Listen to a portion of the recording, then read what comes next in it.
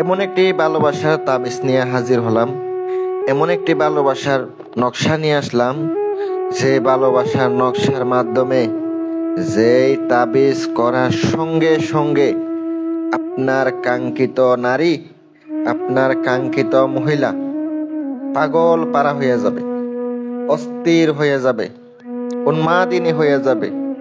সে আপনাকে ছাড়া একটা মুহূর্তেও থাকতে পারবে না। আজ এমন একটি বিদ্যা নিয়ে আপনাদের সামনে আসলাম।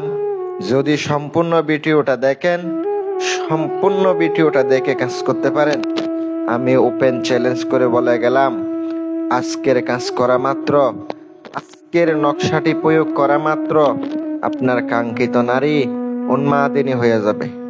সে উন্মাদিনী হয়ে যাবে, পাগল পারা হয়ে যাবে। ভিডিওটা সম্পূর্ণ দেখতে থাকুন, সম্পূর্ণ দেখে শুনে বুঝে শুনে কাজ করবেন। আমি অনেকের বলি নিজের কাজ নিজে করবেন। ভাই, আপনি আমার কাজ দিতে হইব না, নিজের সমস্যা নিজের সমাধান করেন। কারণ কি, আপনারা অনেকে আমার ফোন দিয়ে বলেন, ভাই কাজ করে দেন, টাকা পরে দিয়া দিমু, কাজ করে দেন, পরে টাকা দিয়া দিমু। এটা কোনো কথা? একটা কাজ করতে গেলে মালামাল আনা লাগবে, মালপত্র আনা লাগবে। এটা তো ভাই, আমি তো দোকানদার, তো আমার মালপত্র দিব না, মাংনা দিব না। এটা তো আমার থেকেও খরচ করে আনতে পারবো না, কারণ আমিও ভাই কবিরাজি কইরা খাই, দুইটা পয়সা ইনকাম কইরা খাই। মালপত্র আনি, কাজটা কইরা দিই, হইলে যে টাকা দিব ওইটাই আমি পাই। এটা আপনাদেরকে অবশ্যই মাথায় রাখতে হবে। আপনারা অনেকে ভালোবাসার মানুষকে হারাইয়া গেছিলেন, পাইতাছেন না, চলে গেছে, ধোঁকা দিয়া চলে গেছে।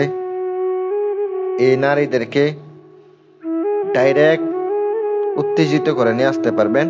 এই নারীদেরকে কঠিন শাস্তি দিতে পারবেন। কিভাবে দিবেন বলে দিই।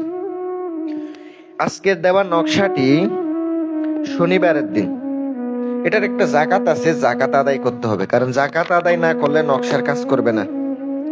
এটা জাকাত আমি আপনাদেরকে কিভাবে দিতে হবে আগে বলে দিই। এটার জাকাত আদায় করতে গেলে প্রথমত শনিবার দিন থেকে শুরু করতে হবে। আটার গুলিতে বলবেন, নকশা লিখবেন, সাদা কাগজে লিখিয়া জাফরানের কালি দ্বারা অথবা লাল কলমের কালি দ্বারা লিখিতে পারেন। আপনি লিখার পরে সুন্দর করে আপনি আটার গুলিতে বইরা সাতটি প্রত্যেক দিন আপনাকে আটার গুলিতে বইরা নদীতে ফালাইতে হবে। 41 দিন ফালাবেন, নকশার জাকাত আদায় হয়ে যাবে। এবার কাজের প্রয়োগ বিধি বলে দিই। 7টা নকশা লিখিবেন। লিখার পরে আপনি অবশ্যই কি সে লিখবেন, হলুদ কাগজে লিখিত হবে।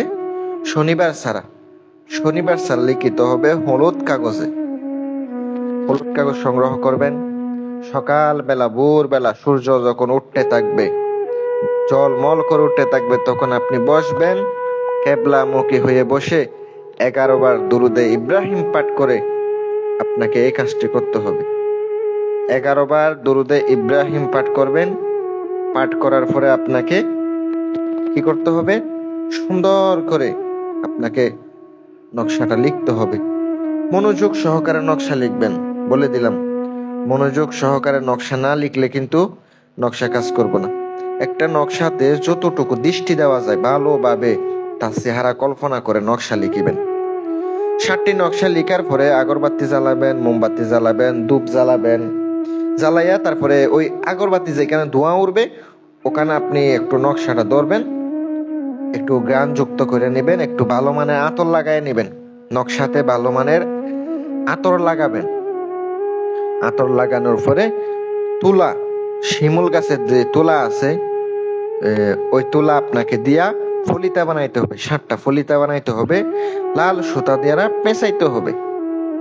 এবার আপনাকে চামেলির তেল দ্বারা, অনেকে চামেলির তেল চিনেন না, এটা কিন্তু যে কোনো দোকানে পাওয়া যায় না, এটা বানিয়াতির দোকান ছাড়া কোথাও পাবেন না। অরিজিনাল হইতে হইব, গ্রান যুক্ত হইতে হইব।